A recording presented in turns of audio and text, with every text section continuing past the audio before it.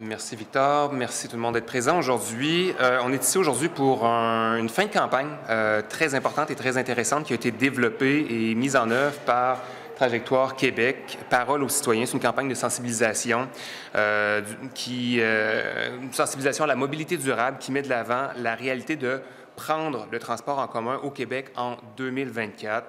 C'est une campagne donc qui était organisée par Trajectoire Québec, qui est une organisation, Maggie pourra présenter davantage son organisation tantôt. Ce qui est important de savoir, c'est qu'il y a 1000 personnes qui ont signé un livre d'art qui est au cœur de cette campagne-là et qu'on aimerait évidemment remettre à la ministre des Transports et de la Mobilité durable. Je me suis permis d'aller sur le site Internet de Trajectoire Québec, sur le site de la campagne Parole aux citoyens, et j'ai envie de vous lire 3 témoignages. D'abord, celui de Gabriel à Lévis qui dit « La présence d'autobus réguliers et fiables est essentielle à mon maintien d'emploi et à ma qualité de vie. S'il y avait une réduction de service, notamment si les autobus cessaient de passer tard le soir et dans la nuit, je serais forcé de quitter mon emploi. » Jules de Gatineau qui dit « Le transport collectif est écologique et économique, donc c'est une super solution de mobilité. Leur irrégularité m'empêche de l'utiliser plus souvent. Les annulations de bus sont extrêmement frustrantes et m'empêchent de l'utiliser pour aller au travail. » Et finalement, Tim de Chambly qui dit « Le transport en commun a permis à ma famille de vendre une de nos 2 voitures. On contribue moins au GES, on participe plus à la vie sociale de notre coin et on a plus d'argent à investir et dépenser dans l'économie régionale. » Ce que je voulais faire ressortir avec ces témoignages-là, c'est que ça vient simplement appuyer ce qu'on dit ici à l'Assemblée nationale, notamment chez Québec solidaire. En 2024, les transports collectifs, c'est la clé de voûte pour régler le problème d'émissions de gaz à effet de serre au Québec. On est dans un contexte où les gens perdent leur pouvoir d'achat. Le transport, c'est le 2e poste en importance, le 2e poste budgétaire des familles québécoises. Donc, le transport en commun est une voie vers des économies substantielles pour les ménages qui n'ont pas à consacrer 9 ou 10 000 $ par année en ayant une 2e voiture. Donc, ce qu'on observe, par contre, du côté de la CAQ, c'est une réduction des services. On a vu encore ce matin avec la RTM l'enjeu dans la région montréalaise. On le voit aussi au niveau du maintien des actifs. Plus on retarde l'entretien des actifs, donc par exemple des stations de métro à Montréal, mais plus ça va coûter cher plus tard et plus c'est compliqué et on doit couper le service ultimement. Donc, évidemment, ce n'est pas la solution. Ce qu'on aime là-dedans, c'est que la population dit la même chose que ce qu'on dit ici à l'Assemblée nationale. Ça prend plus d'offres de transport collectif au Québec. La parole maintenant à Joël. Merci beaucoup, Étienne. Écoutez, je pense que la vertu de la campagne Parole aux usagers, c'est que ça nous ramène à la raison pour laquelle on travaille ici à l'Assemblée nationale et pour laquelle on discute et on débat de toute la question de la mobilité durable. Pour qui on fait ça? Pourquoi on fait ça? On fait ça pour les usagers. Et dans la dynamique actuelle, où on a commandé, par exemple, des audits de performance qui n'en étaient pas vraiment, dans le moment où on fait fi de la politique de mobilité durable et de ses objectifs d'augmenter l'offre et qu'on veut plutôt restreindre la fréquence, par exemple, des services qui sont offerts dans les grands centres, on se met un carcan où on limite les investissements en matière de mobilité durable, alors qu'on semble voir au gouvernement de la CAQ cette volonté de résorber le déficit qu'ils ont eux-mêmes creusé en limitant les dépenses. Mais ce ne sont pas des dépenses lorsqu'il est question d'ajouter des fonds dans le transport collectif, dans la mobilité durable. Ce sont des investissements qui rapportent à la fois sur le plan environnemental, bien entendu, mais sur le plan social, sur le plan de la mobilité, sur le plan de la démocratie également, permettent à tous d'avoir accès à des services de mobilité pour participer pleinement évidemment, au développement de la société. Il y a des personnes qui sont dépendantes, évidemment, du transport collectif, du transport urbain, et qui voient là, les difficultés arriver parce qu'on ne souhaite plus continuer le développement à cet égard-là, sous prétexte d'optimiser les dépenses. Ce qu'on voit, en fait, c'est une attrition plutôt qu'un développement. Et je pense que les témoignages que vous pouvez prendre en compte dans le recueil qui va être déposé, bien, ça nous ramène donc à la base, c'est-à-dire pour qui on travaille, pour qui il est important de s'assurer que les efforts qui ont été consentis ces dernières années, bien, ils continuent, qu'ils soient même accélérés dans l'objectif d'un virage complet. Et il y a certains témoignages qui sont inquiétants à cet égard, des gens qui se voient de plus en plus mal pris et même à l'encontre de leur volonté et de leurs valeurs, envisagent de revenir à l'auto solo. Et ça, c'est ce qui nous pend au bout du nez avec les politiques actuelles d'austérité de la coalition Avenir Québec. Et je pense que ce point de vue-là des usagers doit être entendu. Alors, je félicite l'équipe de Trajectoire Québec et je leur laisse la parole.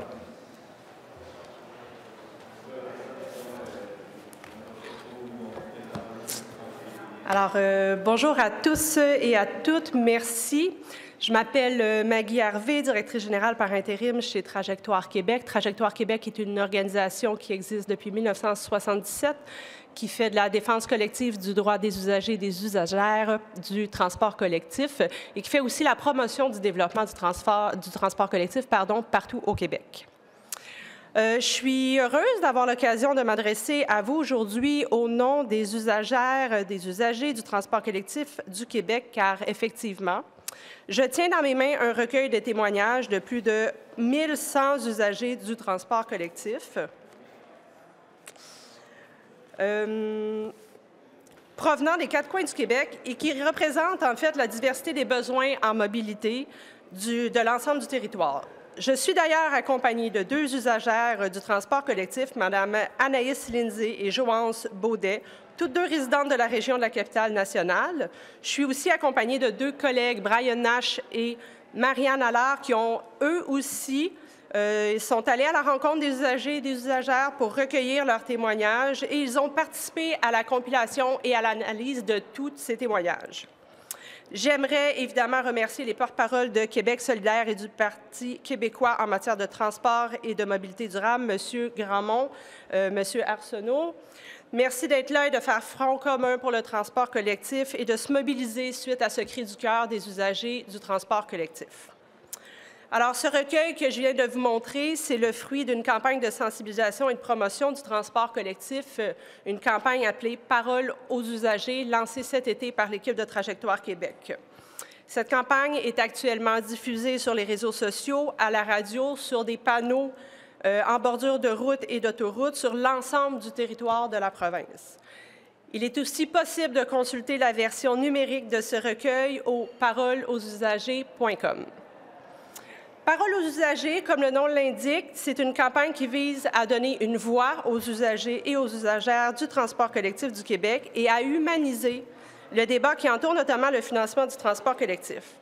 En fait, ceux et celles qui l'utilisent, que ce soit sur une base régulière ou occasionnelle, sont peu considérés, peu entendus, alors que ce sont eux les principaux affectés par les décisions du gouvernement du Québec en matière de transport collectif, ainsi que des services qui peinent à suivre leurs besoins en mobilité. À travers les nombreux témoignages recueillis, on peut lire ou entendre les gens, jeunes ou plus vieux, qui se fient sur le transport collectif pour réaliser certains ou l'ensemble de leurs déplacements quotidiens. Par exemple, se rendre au travail, à l'école, à l'épicerie ou à la pharmacie. C'est donc dire que le transport collectif au Québec est un symbole de liberté et d'autonomie pour toutes ces personnes. Par le projet « Parole aux usagers », nous avons sondé la population de l'ensemble du Québec relativement à l'importance qu'ils accordent au transport collectif dans leur quotidien et à la manière dont une stagnation des services limiterait leurs options de déplacement. On les a aussi questionnés sur comment une bonification des services pourrait leur permettre d'accomplir plus. Les constats sont éloquents. Que ce soit par conviction ou par obligation, ils souhaitent avoir plus d'options pour se déplacer en transport collectif. Ils souhaitent se déplacer de façon efficace et abordable. En ce sens, une augmentation des services, notamment des fréquences puis de la fiabilité des réseaux, est désirable et représente une liberté supplémentaire dans leur quotidien. À l'inverse, une stagnation, voire pire, une diminution des services en obligerait plusieurs à se retourner ou à revenir vers l'auto solo, évidemment contre leur gré, sachant qu'il y a des gens qui ne peuvent pas se le permettre. En offrant une tribune aux usagers, en entrant en contact avec leur réalité, nous mettons en lumière que le transport collectif est un service essentiel pour les Québécois et les Québécoises. C'est un service essentiel pour contrer le poids financier de la hausse du coût de la vie pour les ménages. C'est un service essentiel qui permet de garder la population active et en santé. C'est un service essentiel qui permet à une partie de la population d'exercer la pratique de leurs droits fondamentaux en allant travailler, en allant à l'école, en ayant accès à différents services sociaux et à la santé. C'est un service essentiel qui va nous permettre, si l'on le finance dans le sens du monde, d'atteindre nos cibles en termes de diminution de GES, en termes de planification d'un territoire plus sain et plus durable ou en termes d'accès à des options de mobilité durable. Parce que, rappelons-le, le gouvernement, par sa politique de mobilité durable, s'est donné comme objectif, un de ses objectifs, que 70 de la population québécoise ait accès d'ici 2030 à au moins 4 options de mobilité durable. Par la lecture de tous ces témoignages, on comprend que les Québécois et les Québécoises veulent avoir accès à ces nombreuses options de mobilité et nous tenons donc à souligner toute la pertinence et toute l'importance de financer convenablement nos transports collectifs. Pour atteindre ces nombreux objectifs et répondre aux besoins grandissants de la population québécoise en matière de transport collectif, le gouvernement doit s'engager et prendre action, et ce, le plus rapidement possible. En ce sens, ce vaste recueil de témoignages nous a permis d'identifier 3 priorités qui devraient être mises en place par le gouvernement, je dirais, dans les prochaines semaines. Nous demandons que le gouvernement reconnaisse la crise actuelle en transport collectif. Nous demandons que le transport collectif soit reconnu comme étant un service essentiel à la population. Nous demandons du concret. Nous demandons un plan mesuré d'amélioration des services de 7 de croissance par année à partir de 2025, conformément à la politique de mobilité durable 2030. Pour rattraper le retard du 5 de croissance par année, tel que formulé dans le premier plan d'action de cette politique. Nous rappelons que selon l'entente sur 4 ans proposée récemment par le gouvernement, aucune augmentation de l'offre de services n'est possible. Nous souhaitons donc rappeler au gouvernement son devoir d'agir et de répondre aux besoins de la population québécoise. Un deuxième plan d'action de la politique de mobilité durable 2030 est attendu au printemps 2025. C'est le moment d'être audacieux et de s'assurer qu'on atteindra réellement les objectifs prévus dans le cadre de cette politique. Et c'est ce qui est attendu des usagers et des usagères du transport collectif. À travers notre recueil de témoignages, ce n'est pas seulement les usagers et les usagères qui vous parlent, c'est une population québécoise entière qui est prête et qui veut faire ce choix pour une société plus durable, plus équitable, plus libre, plus résiliente et plus accessible. Nous invitons donc la ministre des Transports et de la Mobilité durable et le gouvernement à s'imprégner de ces témoignages et à en tirer l'inspiration nécessaire pour dessiner le Québec de demain. J'invite maintenant Mme Anaïs Lindsay, qui est citoyenne de Québec et qui représente aujourd'hui les usagers et les usagères du Québec.